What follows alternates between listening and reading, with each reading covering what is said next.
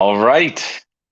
I believe this means we are live. Ladies and gentlemen, boys and girls, tech fans of all shapes and sorts and sizes and persuasions. Welcome to another episode of the Monday Morning Tech Chat Show on the SGGQA podcast channel. I am Juan Carlos Bagnell, aka Some Gadget Guy, the SGG of this horribly terribly named podcast series, and the QA. That's the important part. The question and answer. That's the main crux of all of this. We like to have an interactive conversation, just kind of chat out our feels about the news, what's going on in the world of tech and politics. And we like to sort of contribute to that conversation. I don't like to just get outraged about a headline. I like to follow these stories as they evolve, as they change over time, and then make sure that we're staying on um, Dave. All right, David. Yes, we're cutting straight to the point. I had an update spiel going here, but no, as you might have noticed, the intro for the show is different. There's like a very aggressive looking stinger bug flying by my head. My family and I, we hit the road. We're traveling, we're road tripping, and I'm trying to get some work accomplished on the road. Of course, as soon as we hit the road, I suffered some of the absolute worst laryngitis I've ever faced in my entire professional career, and it came from 2 weeks of way too much talking. So this week's stream, first of all, I'm just going to be curious to see how it survives. I'm going to be doing this week's stream over the 5G. We're going to be talking about my issues with data connectivity, um, and then also we're going to try and keep this show a little bit more condensed, just because I'm not sure my voice can actually sustain one of my normal 2.5 hour marathon tech conversations. So just as we're sort of joining this, and we're in the live chat right now, and I'm seeing folks, JMX Warrior, hey, just finished work, good to see you. Saludos desde Chile from, let's see, that's Manfred94, Dustadore. I'm seeing Welp, I'm Damn saying hello. Simon says Hypno, and of course, 20 Miles 1975. Seeing a good collection of familiar faces in this live chat. Let me know if the audio is getting kind of funky here, because I am doing this over the Bluetooth. So as long as it's not horrifically distracting, we're just going to roll with this. But yes, we are in New Mexico right now. My parents' place is super nice, but it's kind of at the outskirts of the county line, and so we're not quite in the middle of the main population center, or what am I saying? We're not like smack dab in the middle of Albuquerque or anything like that. And it has been a challenge. Comcast in my parents' area, I mean her area, my mom's area, my dad's area, they advertise all the high speed internets. You can get all the high speed internets, but they only really support download speeds.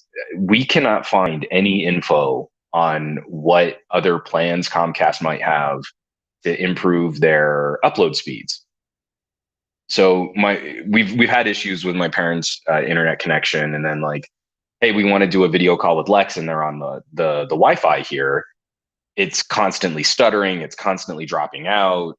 There's always this lag, like sometimes as much as a 20-second lag between the video and the audio, which is really difficult to hold a conversation with a 5-year-old when she can see like your face moving, and then we hear the words come out of your face. So, they seem to only have a 5 megabit peak upload connection, and we can't find any info. We've clicked through every page, the entire sitemap of Comcast Xfinity, to find any information on if we pump up their download speeds, will they get a faster upload speed? And it seems that even though they offer, I think, up to like an 800 megabit download, you're still saddled with an 800 megabit download. You're still saddled with a 5 megabit upload. And I think in current year, it should be criminal to sell 5 meg up as any kind of high speed internet. I'm seeing Gary the Fireman, Vasicos 8, non-symmetrical internet speeds, the bane of my existence. Dave Burns, Comcast not listing their rates. I, for one, am shocked. Simon says, if no, Albuquerque is absolutely where Bugs Bunny should always have turned. And Gormlord was born in Albuquerque. Gormlord and I are basically the two best people on the planet in this chat right now because we were both born in Albuquerque. And Two Turbo, this is what's frustrating. We couldn't believe that there was no disclosure from Comcast. There is literally nothing that we can find. We even faked using one of their neighbors' addresses, like we were going to set up new service. And at no point could we get any clear disclosure on what the upload speed was. I have been all over the Comcast Xfinity site. I've gone to third party, services. Like, I do work for reviews.org and they list upload speeds and download speeds, and we cannot find a clear answer on what the upload should be. Let's see. I got a question from J Rod. Are you using those earbuds right now for audio? What are those? The Soundcore P3. These are the TCL Move 600s. I am going to have a video out on these. Just a great pair of $100 active noise cancellation, true wireless earbuds, and like a good complement to a lot of the other consumer tech that TCL is putting out. These were my sort of travel pair. I wanted to get some B-roll of me using them out on the road. So we're going to give them a run for this. So far, they seem to be sounding okay. So we're just going to roll with that. And then, yeah, someone else had a question. This week's stream, obviously the main focus of my live streams, I prefer, sort of streaming directly to Twitch. But because of these upload shenanigans, I don't know that I'll be able to get a replay out to YouTube. So for this week, if you're tuning into the podcast this week and you happen to be on the YouTubes, welcome. Most of our conversations are conducted on Twitch, but for this week's show, I have to co-stream it because I don't know that I can download it and then re-upload it and not have it take 3 days. So the one little bit of housekeeping here. First of all, I'm gonna try and stay hydrated. I think I just broke the lid on my dad's favorite coffee mug. Let's just see. Yes, very good. And apologies, you're going to be hearing some biology because, man, my voice is still not 100%. For housekeeping, one of the only videos that I've gotten out over the last week because of my voice being so gone. I started this road trip using the TCL Nextwear. This is the Nextwear G. It's a set of fancy glasses that simulate sitting in front of a really large display. So this video is out now, all shot, edited, and rendered from my LG V60, And for this live stream, I'm actually doing this over the 5Gs on my OnePlus 9 Pro. So I have not been working from a laptop. I have truly been trying to go mobile, and we can talk about the Nextwear. But I put out a 20-minute video talking about what it's like trying to use a portable heads-up display like that. So some really cool stuff. I'm hoping to get Nomad sent me some gear to play with. I'm hoping that video will be out tomorrow. And then I want to start breaking down some audio kit because I've been traveling with some audio dongles. So I've got the THX Onyx and the Apogee Groove. And alongside it, I almost always have like a FIO at arm's reach. So I've got kind of like these 3 different super premium audio solutions, and we'll see how that goes. I just saw a question here. I got to scroll back through the chat. Hold on. Dave Burns, you're using the OnePlus 9 Pro. That's a fail. Phone for fails. This is going to be a part of the test because we're streaming this on the 5G. So how long can a OnePlus 9 Pro go? Can the OnePlus 9 go the full hour that I was hoping I'd be able to keep this stream up and running?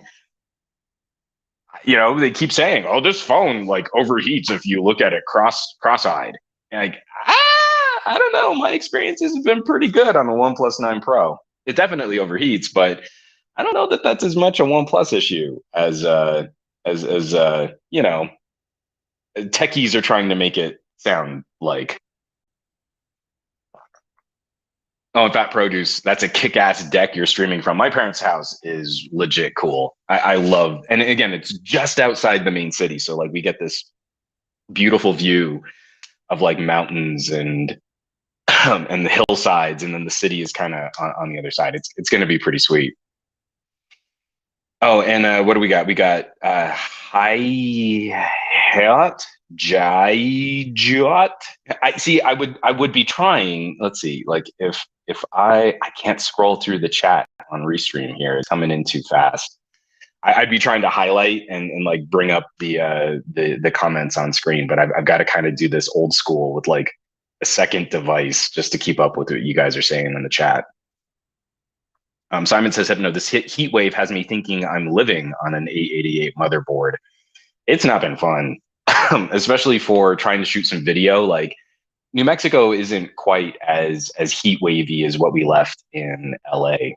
We hit the road, Los Angeles, it was like 105. We get outside of Los Angeles and we're crossing into the Mojave Desert proper, and it spikes to like 115. Then we hit Arizona, and I am not lying. I'm not exaggerating. I believe we hit 124 on my car's thermometer driving through western Arizona, and like at the same time, like my wife and I are Google searching. How hot can it be outside and still safely operate a motor vehicle? And there's no clear answer, but we had to assume a car engine has to get hotter than 124 degrees. So as long as we can keep the car moving, air coming in over the engine should still be doing a reasonably good job of cooling that engine.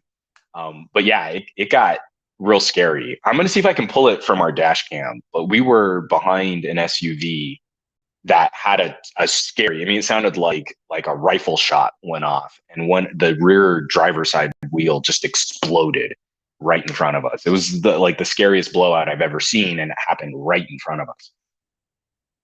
If I can pull that footage, maybe I'll share it on Discord or something like that. But it was so freaky. And just along the road, you could tell all of the people that were trying to like road trip or hit the road, and they hadn't been keeping up with their vehicle maintenance during the pandemic, just shredded tires all over I-40. I mean, just scary, scary stuff. Oh, so what do we got? CH Gadgets is saying, I see the LG V60 in your hand there. I know we're supposed to be like so excited about the most bleeding edge like hardware that we can get our hands on, but I got to tell you, for as good as the video is, because I love the video that comes off of the OnePlus 9 Pro, the V60 has been my old reliable. It's been such a workhorse phone. I've had to sign a couple contracts. Again, I'm not going to try and futz around with a laptop. I get my active pen and I scribble out all of the notes that I need on the contract and I send it right back off. The video content has been phenomenal. I've been working around the audio issues on the V60 by using Filmic and my little wireless labs. Like you'll see the Rode mics on all of my videos while I'm out traveling. V60 has just been a tank. It takes so much to cause this phone to overheat or to fail on a video clip. It runs forever as long as you've got reasonably decent weather. Like right now, it's in the low 70s. I think we're going to be in the high 80s. And I mean, it's still phenomenal. So, even taking it back a generation, I got some comments on the YouTube channel talking about the V50. Someone just like, I scored a V50 for $100. What do you think? And that phone's still a monster. G8, V50, G8X, all the way up to V60. These things are phenomenal high performance gadgets that still compete remarkably well. So again, if you catch the TCL video that I did, that was all shot, edited, and rendered on the V60. Just like some of the screen grabs and B-roll I picked up from other phones. CH Gadgets, I'm using the V60 to watch right now. From Nam, the sound on Twitch is better. It's so strange. I'm not too surprised by that. Whenever we I'm using Restream. So Restream is sending this out to multiple places. I'm obviously not co-streaming directly from the phone. I'm using a web service.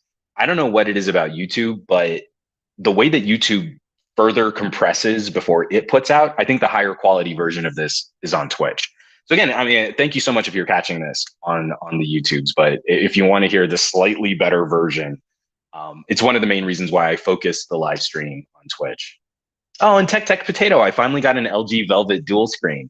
Hey, Dr. Ian, I'm so glad you could drop by. I'd be really curious to hear your thoughts on that Velvet, because I think it is a woefully sort of undersung, again, overlooked phone. You got a Galaxy A71 that has a proper desktop mode, has a nicer build quality, a pretty good headphone jack, even for it not being quad DAC. I absolutely love the Velvet for what it can do. Oh, and stylus support. When was the last time we got like an A series Note? It's nuts that you have like that active pen support. Vasicos 8, I would have guessed that an 865 powered phone would be sickening right now. Buh, as I throw up in my mouth. Who could possibly use a phone in current year that is almost a year, or I guess a little older than a year old? Oh, it's just unusable now. It's just garbage.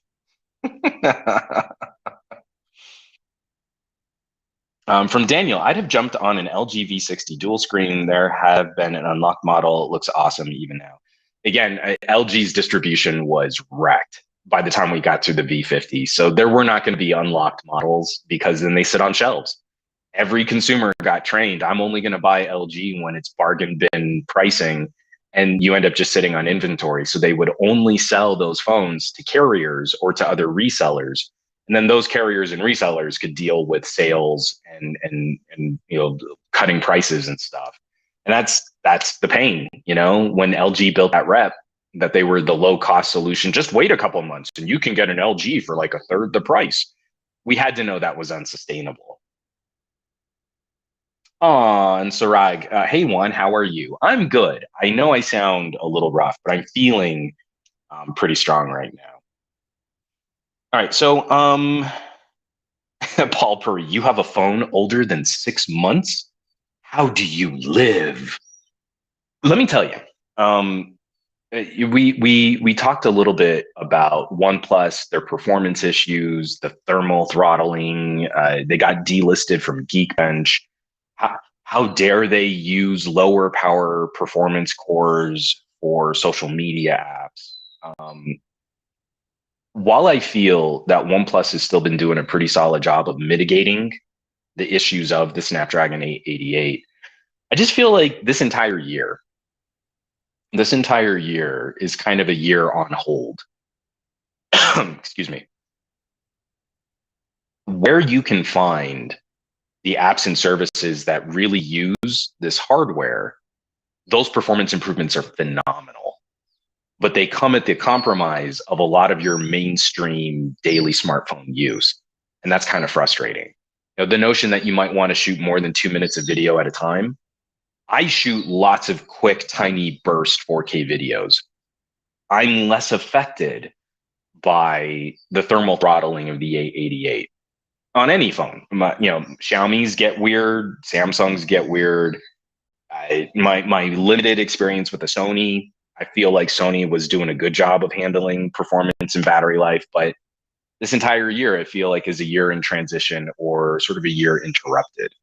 And when I need to count on something that, because again, I'm setting up these shots and I'm using the nice cameras on my phone. That means I'm shooting blind. That means I'm shooting from the rear cameras to get all of this. I can't trust the OnePlus 9. I can't trust a Galaxy S21. I can't trust my Xiaomi. The sensors are amazing. The processing power is intense. And I push record. And let's say I talk for 6 minutes, but the clip cut off at 5.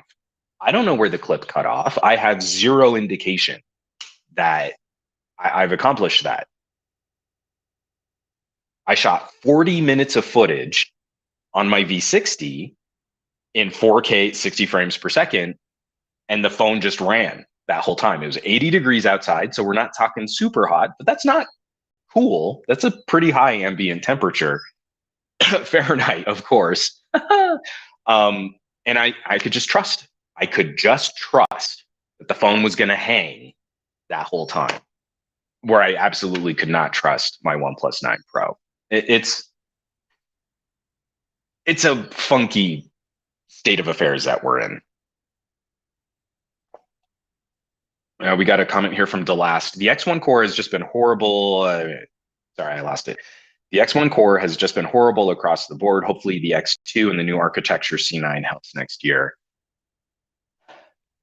It's a combination of X1, a more powerful and a thirstier GPU, and then also just the expectations that we have of a mobile phone. You know, like how much surface area, how much space we can owe to getting heat out of the device.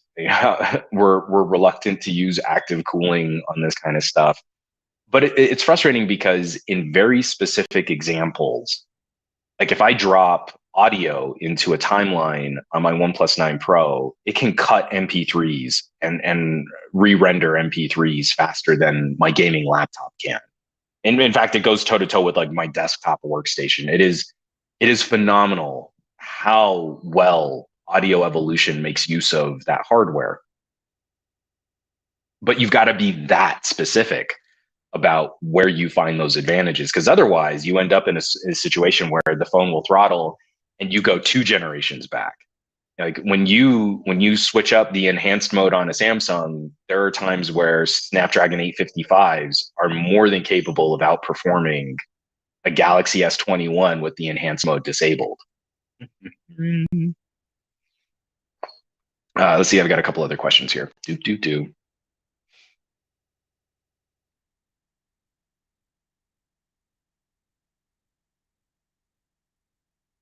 So from Tech Potato, are you using the same software on both? Obviously not.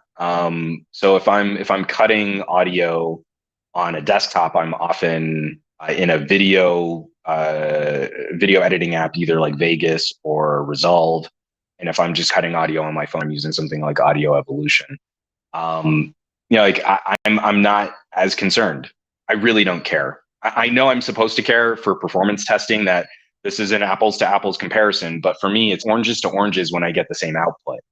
If I can cut 4K video with similar transitions, the same watermark and assets that I use, and arrive at 4K 60 at a 50 megabit per second bit rate and reasonable compression with good audio quality, then to me, I've achieved the same product. So for me, I'm results oriented. I'm not benchmark oriented. I don't care if I'm running the exact same software. What I care about is am I getting to the same result? And that's where I say, like, if you learn the new workflow of working off of your phone, then there are these specific examples where, man, you can just scream through very similar processes and you don't have as much overhead from a desktop operating system, and you get to a similar result, sometimes a better result, that much faster. And that's kind of all I can really sort of owe to testing, because it's just me. I'm still tremendously disappointed that there aren't any other people looking at timing the production of real world apps and services, and all of our phone conversations are just synthetic benchmarks. There's no reason why you can't do video, video tests if it's transcoding or if it's editing. You can do file compression tests. Like, you can use the real apps that people would use to fulfill that kind of conversation about performance. Well, yes. I mean, I'm oversimplifying, Ian. Yes, it's not the overhead, though. It's optimized code pass through dedicated hardware encoders or decoders. Do you see how many more words you had to use there?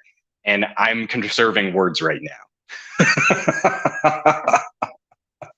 Yes, I'm talking about a mobile operating system versus a desktop operating system. I'm talking about APIs, and I'm talking about the myriad, near infinite number of hardware configurations that are going to be different between mobile-focused and ARM-focused designs versus x86 and desktop and laptop style computing platforms for whether or not that code is properly optimized for the exact hardware configuration, and how we arrive at a oranges to oranges comparison when we can't even arrive at an oranges to oranges operating system comparison.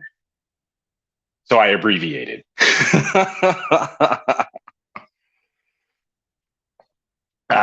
So it's not. I am upfront telling people this is not an Orson in terms of the hardware and software environment, and I don't care. What I care about is if I show you two videos, one video cut from the laptop and one video cut from the phone, would you be able to tell me that there is a significant difference between the two? And I don't believe that you would be able to. So as long as I can get to that point, I feel I have achieved an oranges to oranges output comparison.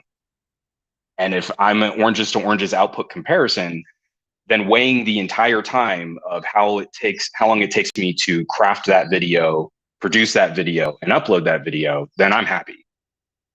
That's all I care about. We overlook the time it takes to do file management. So I'm a little bit faster at actually cutting footage when I'm on DaVinci Resolve. But I think I make up that time because I'm using the camera to capture all of that footage. And so I don't have to mess with file transferring. It's all right here. I shot it all right here. So it's immediately accessible in my video editing timeline. It's those types of lifestyle differences that I feel contribute more to the conversation than whether or not, well, what I did is I ran Windows 11 on a phone so I could make sure it was fair to the desktop that I'm comparing the same operating system environment. So got off on a sidetrack there, got off on a tangent. What I'd like to actually shift gears here and chat about more than just, the optimization of mobile benchmarking and how I'm still the only person that tests things outside of synthetic benchmarks. How y'all feeling about the Steam Deck? Anyone get in there on Steam Deck? Is anyone on the pre-order? I was very frustrated by my pre-order experience on trying to get a Steam Deck. I'm going to let the chat kind of catch up here a little bit. Oh, from Tech Potato. Hold on. I'm going to revisit this. Are you moving your files around a lot on the desktop? I find I do it once per video, especially when I'm pulling B-roll from other sources. That's the point. Consider the amount of time you've set up your shot. You've shot B-roll from a separate camera. Then you pull the memory card out and you transfer that footage. If you're transferring 4K 60 frame per second footage like I am, that is a time sink before you can get into editing that footage. If the footage is on the editing device and captured from the editing device, that is a time win. That is where you make up additional time to compensate for the fact that your cutting and splicing is a little less time efficient than if you cut and splice on a desktop. And then I have all the same access to my backlog of footage because I keep all of my footage on a NAS. So then I'm good. That's what I'm trying to say. That's what I'm trying to accomplish. I'm not sitting there and reorganizing and moving files around a whole bunch. I'm doing it once, but I'm doing it once to the tune of 150 megabit per second 4K video or 100 megabit 4K video that's already here. I don't have to move it at all. That takes time. So that's kind of what I mean. We're always so willing to sacrifice the phone. We're always willing to say, oh, well, that's, it's just not as fast. And you're not taking into account all of the other areas where desktop and laptop editing can be slower. Literally opening the laptop is seconds, right? But that seconds I don't need to do on the phone because the phone is already in an active state of handling the file. I'm going to shoot this footage. As soon as I push stop, I go into Power Director and I drop the file into my timeline. That's how immediate this is as a production platform. But from there, if you're spending hours editing, that is a problem of familiarity because I am almost as fast at editing on Power Director as I am in Resolve because I'm familiar with Power Director. And that's the argument. If you're unfamiliar with the tool, it's going to suck. If you're unfamiliar with the workflow, you're going to be slow on anything. But if you build a workflow for the specific tool, then you don't need to transfer any files. You don't need to spend any time transferring the files. It's right here. Well, what about visual effects that your phone can't do? I don't know, man. I'm doing animated titles, I'm doing inserts, and you don't build your assets in the field. You're not sitting at a trade show floor building all of your animated tools. You've got those pre-rendered, ready to go. So I did that here too. I've got animated transitions, I've got inserts, I've got my lower thirds, I've got my title, my scroll for all of my credits. They're all ready to go. I'm not making them in the moment, but if you want to, I guess you could use a light. A light motion graphics is phenomenally powerful on a phone. It's really good software. If you want to do more animated and kind of keyframe correction, you can use Frame It. Power Director has a ton of really pretty transitions, effects, animations for text. You can also do simple crossfades all the way up into more complicated keyframed moves. VN Editor also has some pretty decent, a pretty decent collection of transitions and animations, but it's all there too. You just got to know where it is. If you don't know where it is, you're going to be slow. But you're going to be slow on Premiere or After Effects if you don't know how to use Premiere or After Effects. So I'm not worried about that. I know how to use Power Director. I'm pretty good. I'm pretty good with Power Director. So anyway,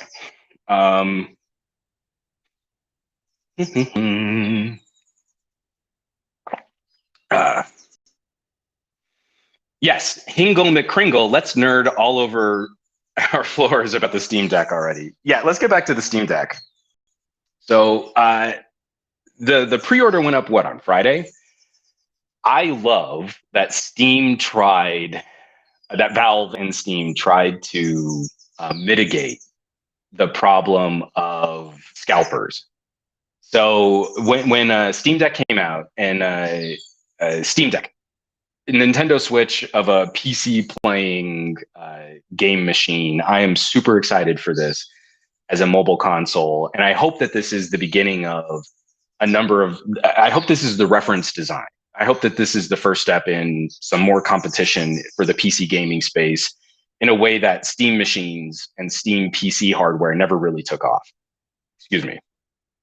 So when you look at this, it's a screen with kind of controller sticks stuck to the side of it, and starting at $399 for kind of weak storage, but that's not bad. I mean, that's competitive against any other type of console. There will eventually be a dock so you can throw to like a TV or something like that.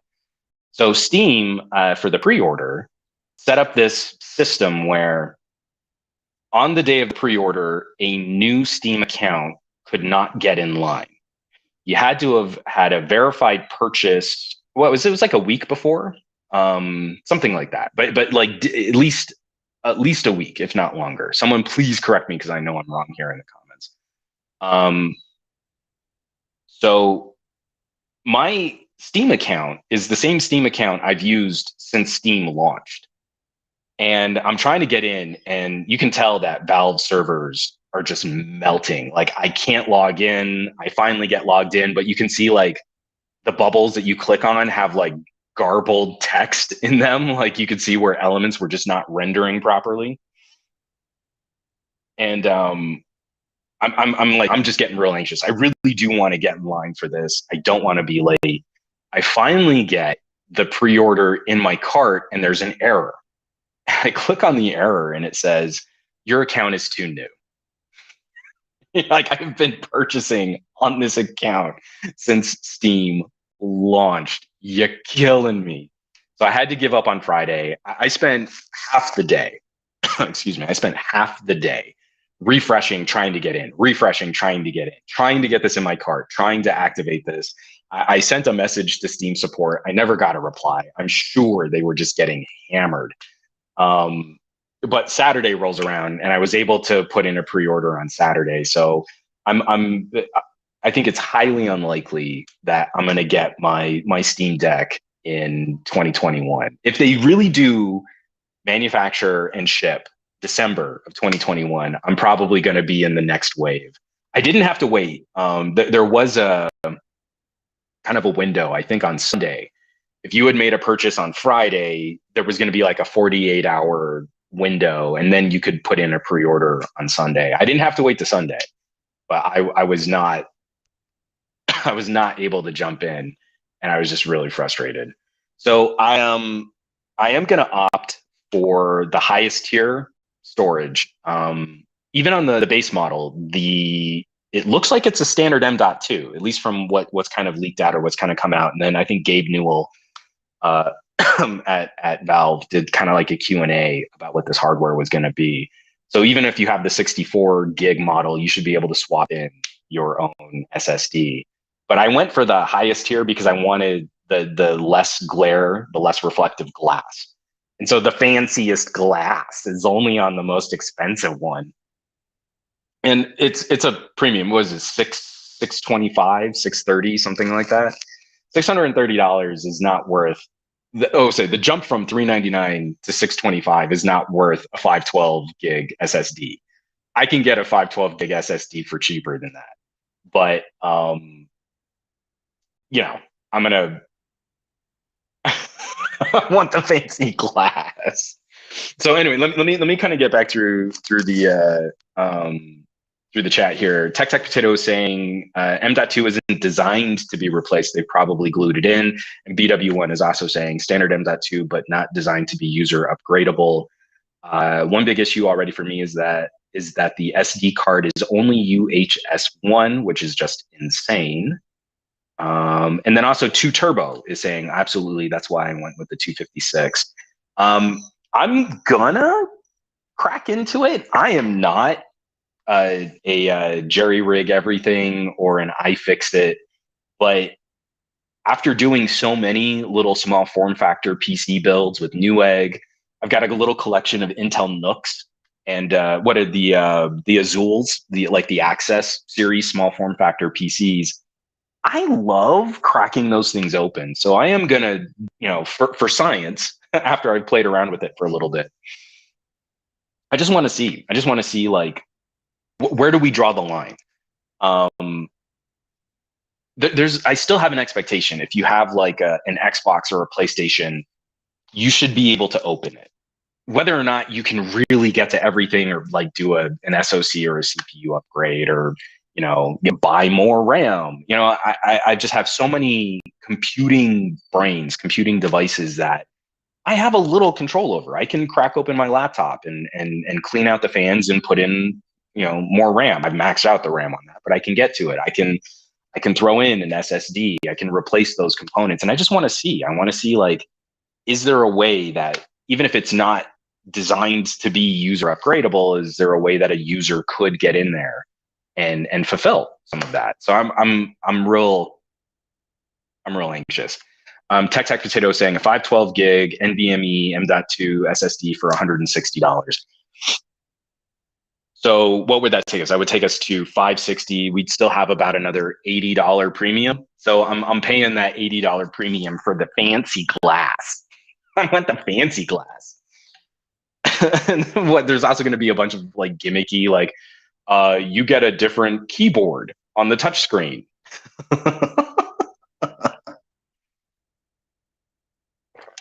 And we do get the exclusive carrying case. So what do we think the exclusive carrying case is going to cost an outlet like Steam in the long run? $5 a unit? Probably not.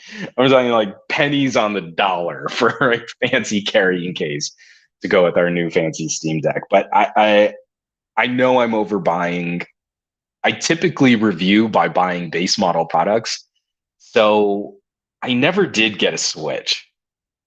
I don't know if any of y'all would remember this. When we were doing the Newegg live streams, I was crazy anxious about getting a Switch. I really wanted a Switch, but I waited just a bit because there were these rumors about like just a minor refined model, not like a spec bump or anything like that, but we were going to be getting, and this was like 2 years ago. I think we did our last live stream where we talked about me maybe getting a Switch.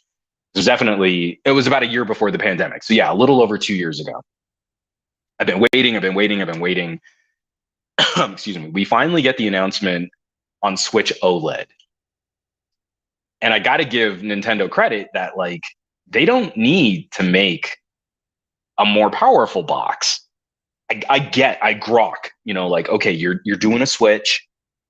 It's the same kind of level of horsepower, but we're improving, like how the stand works to prop it up, and we're improving the display, and it's an OLED now, and that takes us up to $350. I was pretty close to pulling the trigger on a Switch OLED. And then we started this Steam Deck completely took me by surprise. Like this was not on my radar at all. And again, because I'm not doing as much with like the Newegg crew, like we're not doing the weekly stuff with the Newegg crew. Like this really did kind of blindside me. So instead of getting a Switch and buying new games for a Switch, I've got a Steam library that has been added to since like the beginning of Steam. And I was doing humble bundles for a while there. So I've got games that I've just never played. My wife is super into like kind of co-op style games. And I think we might be able to use that to play together if we're traveling or we're in a hotel room and we can just get an HDMI cable and pop that stuff in. So I'm ridiculously excited. And so this wasn't just I need to get this hardware because I'm a tech reviewer and we need to talk about the tech. Like this is I'm legit wearing my heart on my sleeve. Like I'm kind of putting my feels out there. I'm hoping that Valve and Steam that they deliver on a premium portable gaming experience. I'm putting some faith behind them. The Index is a ridiculous VR headset. That thing is incredible. And I'm not expecting that kind of like premium tier polish because we're still talking more like console quality gaming, but like the accessibility of my Steam library, having a good portable resource for that. And I'm already not traveling with a laptop. So I don't want to have to pack a gaming laptop to play those games in a very sedentary kind of way. This is ticking all those boxes for why I was so kind of thirsty to get a Switch, but now I already have the games. And I've got years of games and I can replay games and I can revisit games. And I just want so bad. My dream of like mobile gaming never fully materialized in the way that I was hoping to when the Razer phone was out. I was really hoping the Razer phone was going to show us why we didn't need to buy Game Boys anymore, right? That didn't pan out. that never really made it. But if I can chew through a good chunk of my Steam library, especially my legacy games, because again, I'm sure there's going to be some compatibility issues with some older titles that maybe aren't well optimized for this kind of hardware. I'm sure there are going to be, excuse me, some issues like that. And if I could throw on an emulator, I could kind of go through some of my favorite like Nintendo and Super Nintendo ROMs that have all been totally legally acquired. um, I so much potential, and I hate recommending products on potential, but I'm gonna put my money on this one because I want to see this succeed. It's still every opportunity for it to crash and burn. I want it to succeed. I'm putting my money in because this is where I want it to go. And I'm buying more than I really need to so I can get the fancy glass.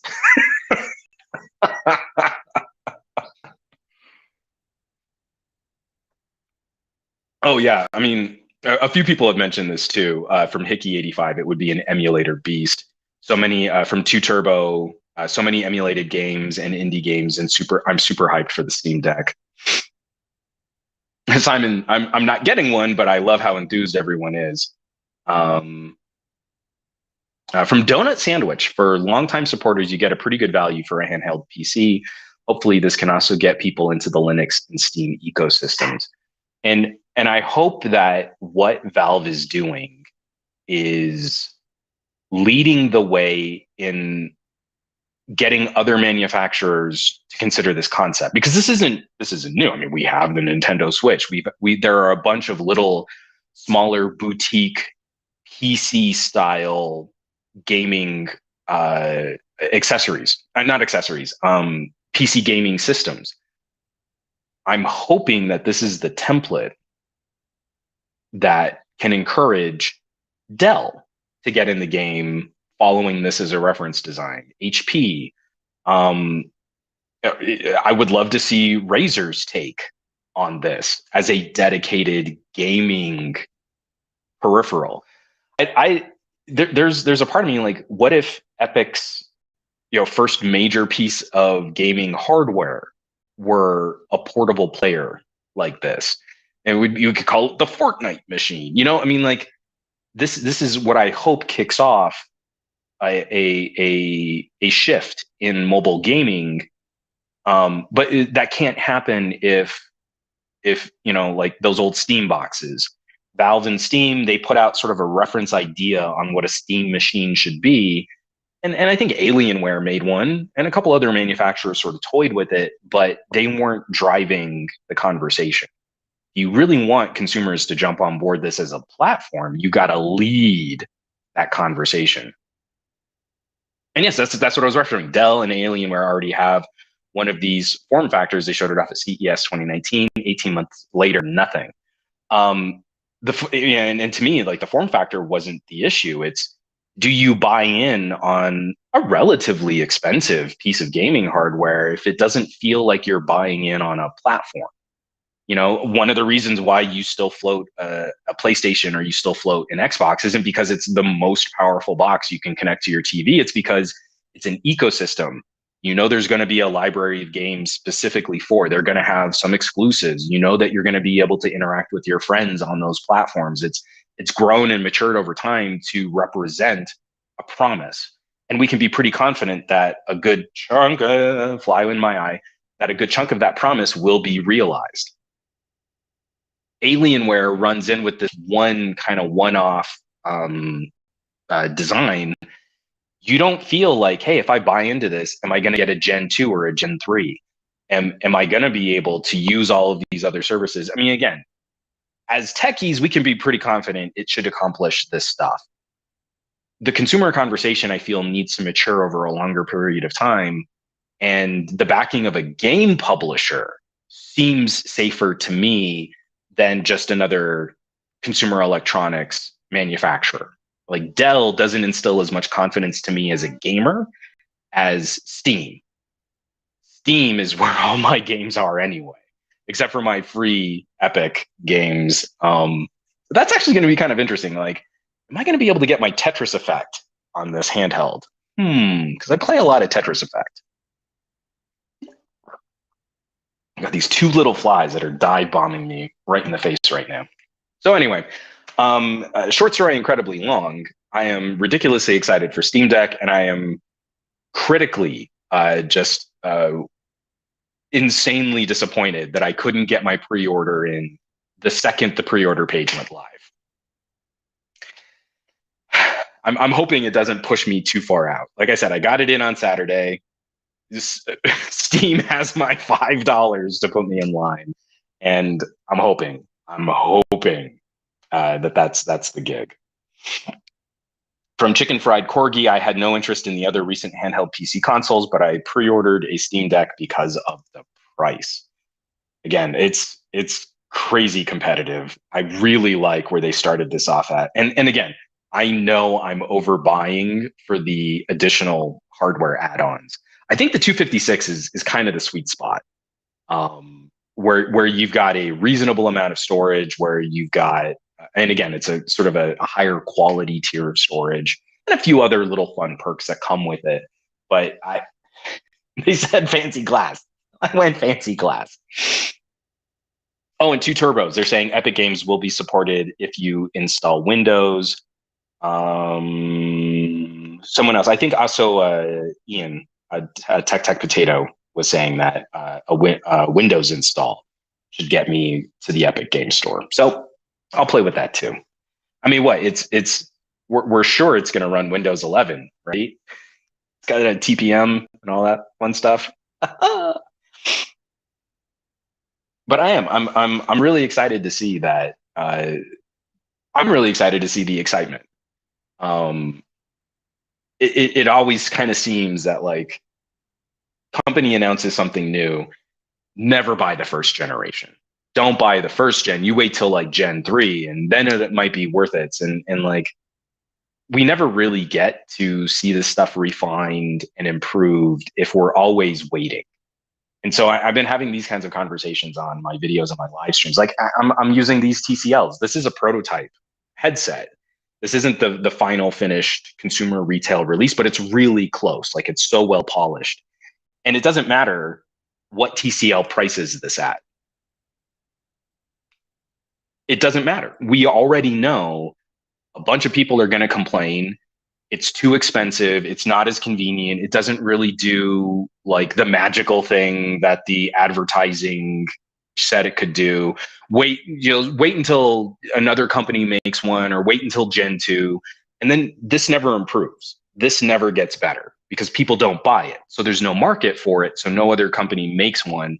And eventually maybe you get a Samsung or an Apple take another experiment on it, and it's not really any better. It's just different, and it's got a Samsung label on it. So now it's worth taking a risk on it. I love that Steam has enough of a reputation where Gen 1 of Steam Deck is garnering this much interest and this much excitement. And we know it's going to be small batches. Like we know this isn't going to like suddenly take over the charts on popular gaming systems and stuff. I love it. I love it. I love seeing people get lit up. I'm so tired of apathetic techies that are just over it. You know, like I'm kind of ready to have my heart broken, but I'm in there. You know, like I have an expectation that like this won't be the most perfectest, most amazingest thing. You know, maybe there are some compromises. Maybe I should have gone with a Nintendo Switch, but I'm like I'm ready for anything else in this space. I'm ready for anyone else to come in and make something exciting and get people lit up about it. And I'm willing to put some money on it. I'm willing to put some money behind it just so I can be a part of that early conversation to see hopefully it improves. So, I'm not even really going to try and work. You know how I am with my phones. Like this is the productivity and you can use Screen Plus or you can use Dex and you can compute and do all these things. I might play around with some of that stuff. Like again, if I have to install Windows to get the Epic Game Store, of course, I'll play around with like, what is it like to use this as some kind of travel portable work machine? I'm not going to spend a lot of time on that because like I want to play games. I want to play through my Steam library. I want to have a whole ton of games that I've never played, and I want something that can easily throw into a backpack, road trip, airplane, flight, and get through some of these things that I've just got sitting there from all of the Steam sales. Like, oh, I need that game, and then I never play it. So this is also just helping me clean house. Because I want to kind of bump up my completion numbers.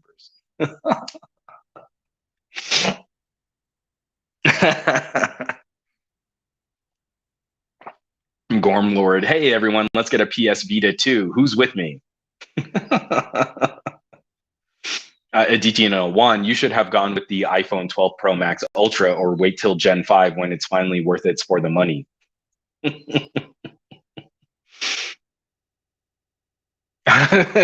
Tech Potato. Steam Deck for Steam, but Neo for work. I love it. I love my nerds. This is so good. Oh, Simon says Hypno. I just sold my niece and nephew's PS Vita for them. 7 years later, those bad boys still going strong. Fair play to Sony. So many opportunities and so many ways that we could have like shaken up this landscape. I like PlayStation Portables and PS Vita and just like, oh man, all of that untapped potential. That's what I'm a little worried about. But again, I feel a little bit safer. God, these flies driving me crazy. I must be super stinky. This is terrible. Awful, awful podcasting. Okay, sorry. From Pat Ostin, from now on, Steam Deck will become my go-to answer for any friend that asks what computer to buy. You know, the non-committal type of I want something good. And then Simon says Hypno nailed it. Note to manufacturers: get one on board with fancy glass. Because I am just like you're telling me it's less glare. I'm on. Give me that. I want that on my phone screens. I want that on my laptop screens. I want it on my fancy heads-up wearable displays. I want it. I want it all the time, and I'll pay more for it. I'll pay more than I should, so I can get the fancy glass. Oh man, Tech Potato, bring back the N gauge. Oh man, I want to talk on a taco and play games on a square screen with like a little keypad on it. From Miscellaneous, the flies are just being a fly on the wall for this conversation. Eh? Eh? Nice. And TK Bay bringing it up. Almost 1 hour on the 5G using the front facing camera and this screen right here. The screen is on. I need to be able to see what's happening. TK pointing out almost 1 hour and the OnePlus 9 Pro is still doing a good job. I haven't had any thermal warnings.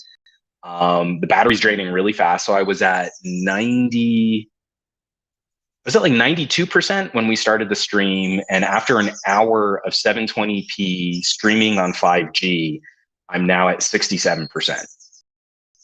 I feel like that's pretty good that we know runs hot. I feel like that's really good.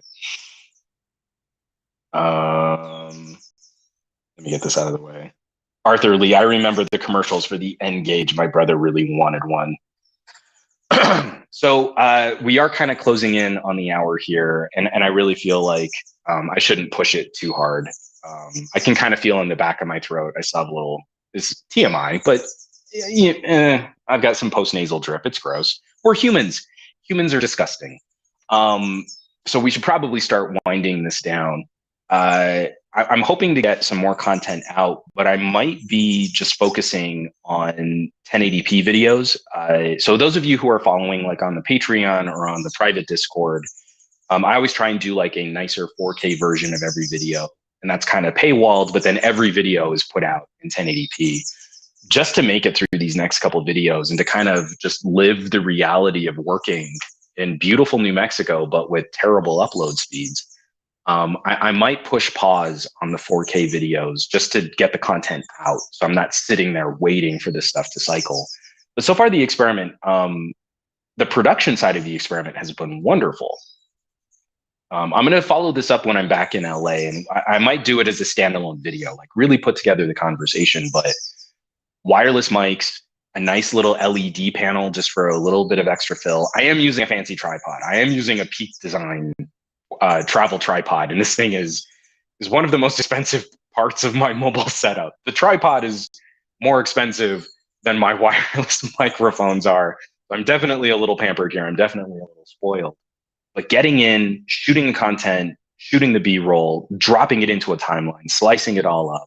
I shared just a screen grab of what my timeline looked like for the TCL video, and it cut together so well.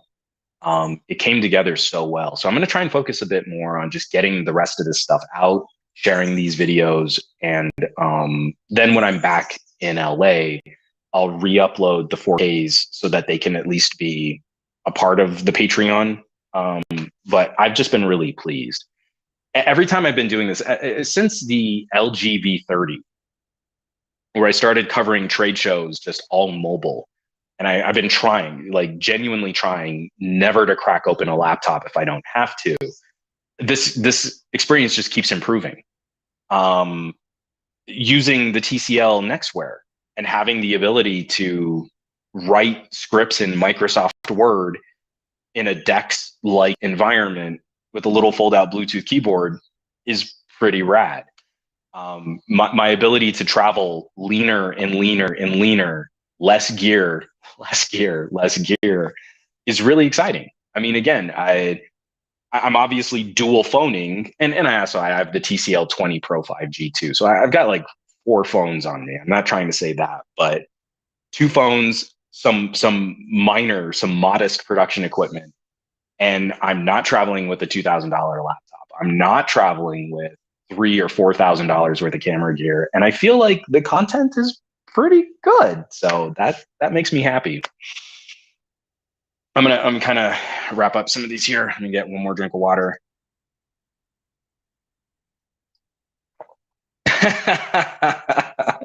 Well, we got to get through a few of these and then we'll wrap it up. So Vince Navoa, hey Juan, how many green chili cheeseburgers have you had so far? 3.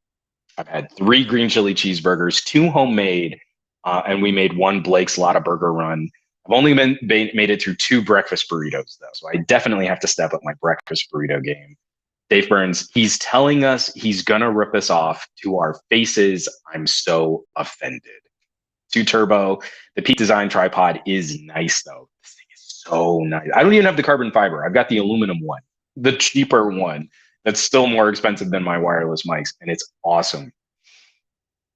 Aditya Anil, you're still in New Mexico? Dude, thanks for the stream. I thought you were back home. Enjoy the time with the fam. And again, I'm going to run right into that room over here on the side. And my Marie and Lex just got back. My Marie, Lex, and my mom all went for a walk around the neighborhood. Tech Love and Mama, the background sounds are great. The birds here. We've got these beautiful birds chirping. We've got this wind kind of coming off the mountains, this rustling of like desert grass and trees. It's so gorgeous. I need to record like I forget what those are called. Sound plates, just like background sounds. Get through this. Gary the Fireman, thank you so much. Oh no, see, I'm on Restream. I was keeping up with the chat on both Restream and on I was keeping up with the chat with Twitch and with YouTube on Restream. So Paul apparently just gifted subs, and they don't show. Twitch does not show me when subs are gifted. I am so sorry. If anyone has been gifting subs or has been doing any kind of like super chatty kinds of things, the Restream chat doesn't organize that in the same way. I suck so much. Again, if any of that activity has popped up, and I know that Paul was in there, thank you so much for supporting and for sharing this kind of conversation with everybody, because that kind of stuff means the world to me. And I really love being able to kind of have all of these chats and conversations together. And from Joseph Shim, this is the right question. We're going to go out on this question right here. What platform is this originally streamed on? Would love to interact in the future. Again, because of some of those conversations, I really do genuinely believe that Twitch as a platform for game sharing, for game content streaming, I think is a better platform for live streaming. So every Monday morning, 9 a.m. Pacific time, I stream to Twitch, and then I do a capture of that stream and I upload the replay to YouTube. To participate in real time, the main platform is Twitch, twitch.com/SomeGadgetGuy. But again, if you just want to kind of throw some comments out there, you just want my rambling as some background noise, there will be replays of those streams that go to YouTube. But I genuinely love the nerd chat that we get to have in real time, and getting to read through these comments and getting to participate and just kind of getting to geek out about stuff is the gig. That's what I like to that's what I like to do. So that's what I'm going to do. And if you're along for the ride, then so much the better. So let's go ahead and wrap this up. Oh, and from Kappa Cash, I'm definitely going to be sharing some photos and some videos. Probably not so much on Instagram. I don't know. Someone hit me up on like Twitter. Desert view, mountains, clouds. We've been getting thunderstorms. I've got some great landscape photos, and I suck at taking landscape photos. Where do you share? Where do I share those? Like Twitter? Is that the place? I hate social media compression on these files because like they look really good. So I want to share like the stuff that looks a little bit better. And then